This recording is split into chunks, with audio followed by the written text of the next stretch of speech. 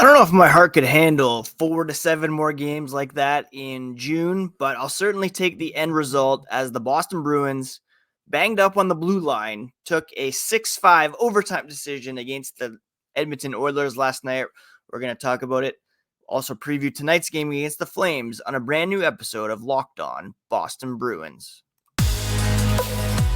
You're Locked On Bruins, your daily podcast on the Boston Bruins. Part of the Locked On Podcast Network, your team every day.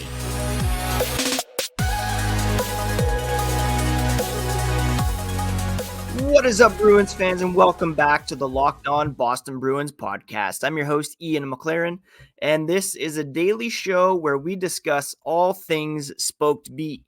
Today is Thursday, February 22nd, and I want to thank you so much for making Locked On Bruins part of your daily routine. Free and available on your favorite podcast app and on YouTube. We're part of the Locked On Podcast Network, your favorite team every single day. The Bruins won a wild one last night in Edmonton. We're going to break it down as well as discuss some injuries on the blue line and look ahead to tonight's game against the Calgary Flames. A quick reminder, you can find the podcast on social media at Locked NHL Bruins, and you can find me, my hockey thoughts and dad jokes at Ian C. McLaren. Now, prior to yesterday's game against the Edmonton Oilers, it was announced that defenseman Hampus Lindholm is week to week with a lower body injury. That's why Mason Lohrei was recalled, and that's why he played during last night's game against the Oilers, and not just played, but excelled. This kid had 23 minutes and 32 seconds of ice time and 3 assists as Boston jumped out to a 4-1 lead over the Edmonton Oilers in the second period last night. Lohrei had the primary assist on the game-opening goal, a power play goal scored by Morgan Geekie, his 10th of the season. He had a secondary assist on the team's second goal, which was scored by Brad Marchand, also assisted by Danton Heinen, who jumped up to the first line last night. And then he also had the primary assist on a David Pastrnak goal that put the Bruins up 5-4 at 12:41 of the third period. All positives for Lohrei and the Boston Bruins. He had 3 assists to lead the team with 3 points last night. Now, unfortunately, amid all that scoring, the Bruins blew a huge lead. And we all know that it was 4-1 narrative that Boston created when they were losing to the Toronto Maple Leafs in Game 7 back in 2013. Last night, the script was flipped a little bit as the Bruins were up 4-1 on the Oilers after that goal from Frederick. 16th goal of the season for Trent Frederick, I should add. And then Jake DeBrusk scoring his 13th goal of the season to break out of a slump that he had been in as well. So the Bruins were up 4-1. Unfortunately, they allowed the Oilers to tie things up on goals from Warren Foegele, Matthias Janmark, and Corey Perry, of all people. And then Pastrnak put the team up once again. Zach Hyman scored his 34th of the season to tie things up less than a minute later. So the positives, Boston got some contributions from Mason Lohrei, Jake DeBrusk, who in a great exchange with his dad during the game, his dad pulled out a coupon that stated, either score a goal, record an assist, or it's 30 push-ups. And DeBrusk got the goal, his first since the All-Star break, snapping a 7-game scoring slump. So those were, blowing that lead is not something to write home about. Not great at all. But credit to the Bruins. They didn't give up. They stuck with it. And Charlie McAvoy scored at 3:10 of overtime. Deacon going forehand to backhand, avoiding a poke check from Stuart Skinner to get the extra point for the Boston Bruins. And it was a huge, huge boost to this team after what could have been spun as a epic collapse on the road against a very, very good team. Jeremy Swayman said he thinks that's kind of their identity. Not exactly how they drew it up, but it was special to get those 2 points, and the way they did it through adversity, through Edmonton's push, which was inevitable. Let's be honest. They're a very talented offensive team, really special for the group moving forward. The mentality of the group is just do whatever you need to do to win, no matter whether it's 1-0 or a 6-5 game. They know how valuable every point in this league is, especially at this stage of the year. And it's really special to see the group come together and fight through no matter what comes their way. That's what Jeremy Swayman had to say after the game. And I talked about the other day how, it was a subpar homestand. The Bruins could use this road trip as a point of, galvanization, if that's a word, to come together on the road trip. It's a bonding experience, fighting through adversity, sharing that team travel, team dinners, all that kind of stuff. And Jim Montgomery said he loved the way they kept forging ahead. They didn't worry about what happened positively or negatively. They continued to play. Obviously, it was a great push by a great team in the third period. That kind of snowballed 2 blown leads for the Bruins, but they went right back to work afterward. And he thought when they made it 4-4, the next 4 minutes, the Bruins controlled the game, started to push. They got the pass to goal, but they came back. It was a great experience for the fans in the stands and those of us who, stayed up to watch this game. Now, we'll talk about Bruins injuries here in a moment. The Oilers were missing Ryan Nugent-Hopkins, and their coach, Chris Knobloch, said they did miss him, but it was an opportunity for someone to stand up. Warren Foegele did so, cutting the score to 4-2 and helping his team get back in the game. They were happy with the way they battled back, but at the end of the day, Boston got the extra point, and that's what matters most. It's not really about how it all came to be. It's about the end result, and the Bruins got that extra point, which was huge. So the highlights for sure, Mason Lohrei coming in, getting those 3 points. Jake DeBrusk, I talked about him yesterday needing to pick up his game to get back on track. He had a goal and an assist. David Pastrnak had a goal and an assist. Trent Frederick scored as well. Morgan Geekie with his 10th. Positives for the Bruins, who were outshot 42-36. They did score a power play goal thanks to Morgan Geekie. Killed all 3 of Edmonton's power plays, which was huge. And eventually got the 2 points, which full credit to the Bruins for sticking with it, battling through an injury to Hampus Lindholm. Another injury that occurred during the game, which we'll touch on here in a moment.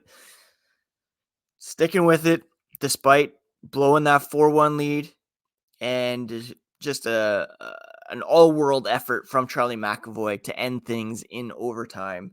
I talked about on Twitter how Quentin Byfield may have scored the goal of the year a couple nights ago, but that one by Charlie McAvoy last night was certainly one to remember for Bruins fans and should be on highlight reels for a long time.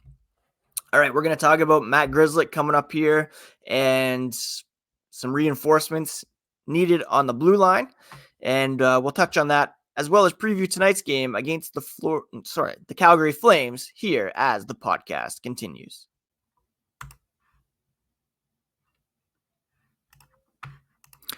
Grocery bills are so expensive these days, but now they don't have to be. Start getting cash back on your grocery shopping with the free Ibotta app and get cash back every time you shop. Ibotta is a free app that gives you the most cash back every time you shop on hundreds of items, from groceries to beauty supplies, even toys. Make sure you're beating inflation no matter what you're purchasing.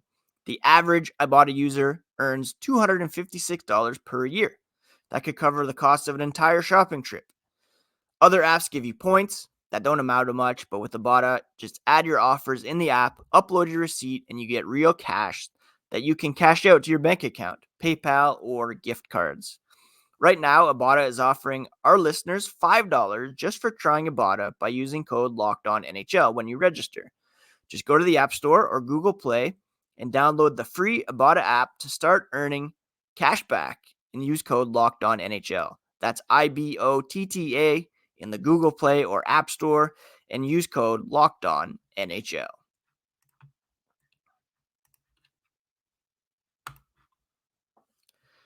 Thank you so much once again for making Locked On Boston Bruins part of your everyday routine, free and available on your favorite podcast app and on YouTube.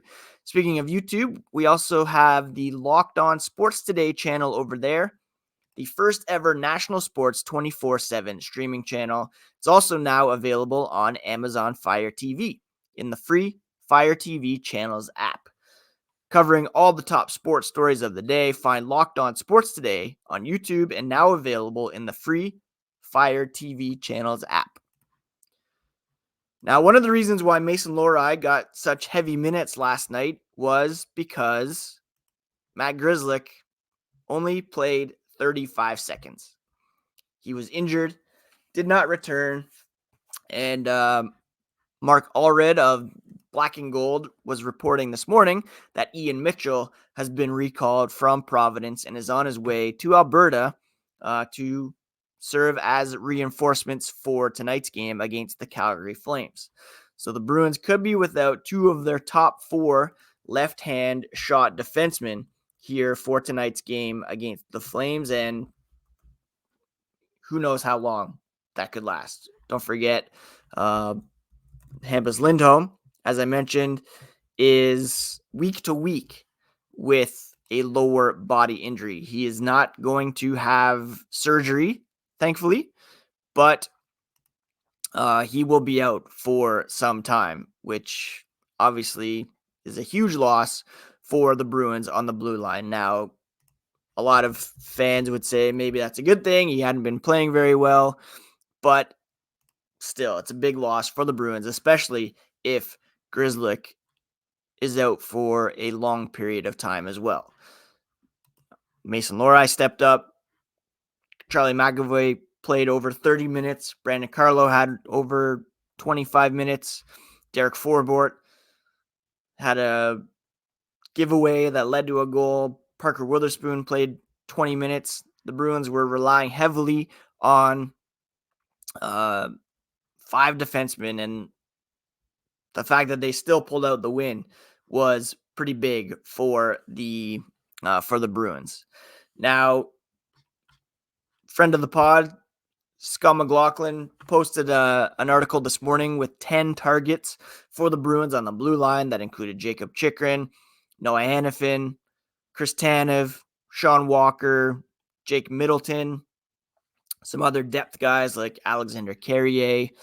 But here's the thing. Even if the Bruins put Lindholm or Grzelcyk on LTIR and clear out some cap space, we're still looking at the limited assets to use in the trade market. They don't have first, second, or third round pick this year. They don't have a second next year. Are you going to be trading? If you want to make an impact move, you're going to have to deal Fabian Lysell or Johnny Beecher or maybe Georgi Merkulov. Those guys aren't really going to tip the scales. That would have to be part of a package. Your biggest impact prospects that you can trade are Lysell, Patra, Lohrei. I'd be reluctant to deal any one of those guys this season because they're such huge parts of the future. And as we've seen, there's really no guarantees that when you add, you're going to succeed in the playoffs. So do you coast with the reinforcements you have internally, or do you look to make a deal if Grzelcyk especially is going to be out for any length of time? Because at the moment, Forbort and Lohrei are your top two left-hand shot defensemen, a position that was already, arguably in need of reinforcements. I would assume Kevin Shattenkirk will be back in the lineup tonight. How heavily can you rely on him as well?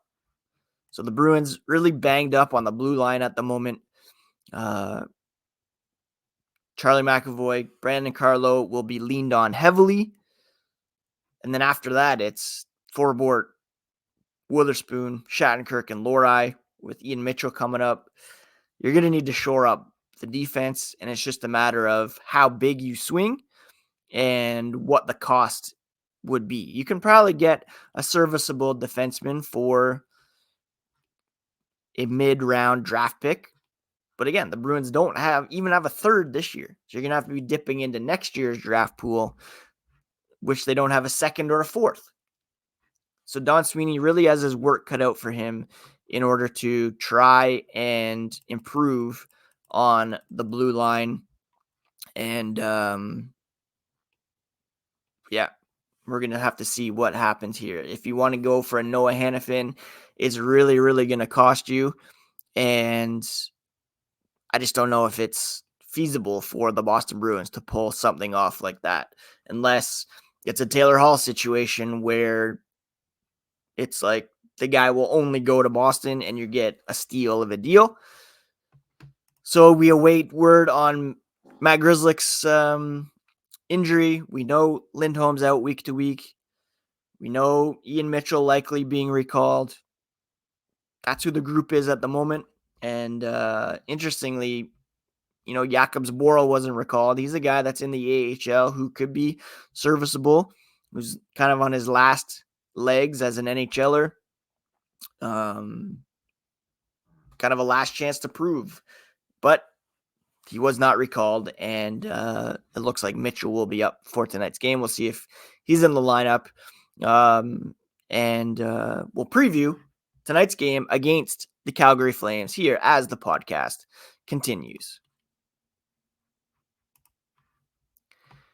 If you're hiring in 2024, then Indeed is the place you need to be. Indeed has over 350 global monthly visitors and a matching engine that helps you find quality candidates fast. Indeed doesn't just help you hire faster. 93% of employers agree Indeed delivers the highest quality matches compared to other job sites as well. Listeners of this show will get a $75 sponsored job credit to get your jobs more visibility at Indeed.com/lockedon. Go to Indeed.com/lockedon right now and support our show by saying you heard about Indeed on Locked On Boston Bruins. Join more than 3.5 million businesses worldwide that use Indeed to hire great talent fast. Indeed.com/lockedon. Terms and conditions apply. But if you need to hire, then you need Indeed.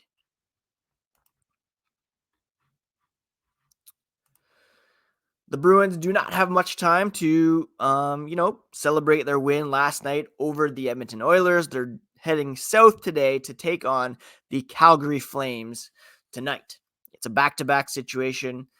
Jeremy Swayman was in net last night against Edmonton, so we can expect Linus Ullmark to get the start tonight. And he will likely be facing Jacob Markstrom, who's having a career resurgence after a very down year last year. He's 18-15-2, which is pretty good for a team outside the playoffs.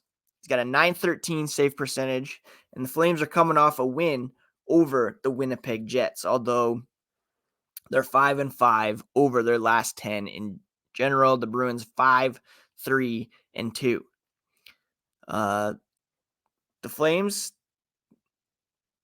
do have kind of a middle-of-the-pack rankings when it comes to goals for and against. They're 17th, scoring 3.07 goals per game, 16th, allowing 3.09. The Bruins had been struggling offensively, broke out last night with 6 goals, which was great to see. They now rank 9th at 3.37. They're 5th. 2.68 goals allowed per game with an uncharacteristic 5 against last night. I mentioned the penalty kill was effective against Edmonton. They still rank 11th in that respect. Their power play is 23.7% success rate, which ranks 7th. Calgary's power play, abysmal. They rank 28th, although they do have a pretty good penalty kill. They rank 5th. Their best player over the last 5 games is Nazem Kadri. He's got 3 goals, 2 assists. Jonathan Huberdeau, $10.5 million man. He's got 3 assists for Calgary to lead in helpers over the last 5 games. David Pastrnak, 7 points in the last 5 games, including 3 goals. Charlie McAvoy with 6 points, including the goal, and 5 assists over the last 5 games. Calgary is led in scoring by Kadri. He's got 48 points through 56 games. They're also getting contributions from Blake Coleman, Igor Sharangovich, Huberdeau down the line. And of course, on the blue line, they have Mackenzie Weegar, Rasmus Andersson, and Noah Hannafin, who is coveted by Bruins fans and perhaps by the team itself. So the good news for the Bruins is that the Flames aren't very good this season, but they're coming off an emotional win last night. The Flames will be a bit more rested, and they have Jacob Markstrom in net, who could very well steal a game for the Flames. So Bruins could be in tough to take this one. They did lose to Calgary back on February 6th by a score of 4-1. So that's not great. In that game, it was Andrei Kuzmenko who scored in his Flames debut, and Markstrom in that one was excellent. .955 save percentage. That was the first game back out of the break. The Bruins looked a bit rusty and listless, and those same effects could be in play tonight since they played last night and, could be a bit tired, banged up. They got a banged up blue line for sure. And so, yeah, one to be wary of tonight. Thankfully, it's not a 10:22 p.m. start like it was last night. This game will kick off, I believe, at 9 p.m. On paper, it's a winnable game for the Bruins in a vacuum, but you consider the back-to-back situation. Calgary has a bit more rest. Jacob Markstrom in net. Boston's depleted blue line, and it could be a bit of a trap game for the Bruins against the Flames, who are well out of the playoff picture out west. Well, not well out. They're only 3 points back of St. Louis, so they're still playing for something here. And we'll see if they're able to get the better of the Bruins tonight as, they look to build off the win last night against Edmonton. 2 straight wins for the Bruins, albeit one in a shootout and one in overtime. All right, that's it for today's episode. Tomorrow we'll be joined by a guest to discuss whatever happens tonight, to preview Saturday's game against Vancouver, and to discuss all the latest with respect to the black and gold. Thank you so much for joining me today. Please do subscribe if you haven't already, and we'll talk to you tomorrow on Locked On Boston Bruins, part of the Locked On Podcast Network, your team every day. Take care of yourselves, friends. Take care of each other.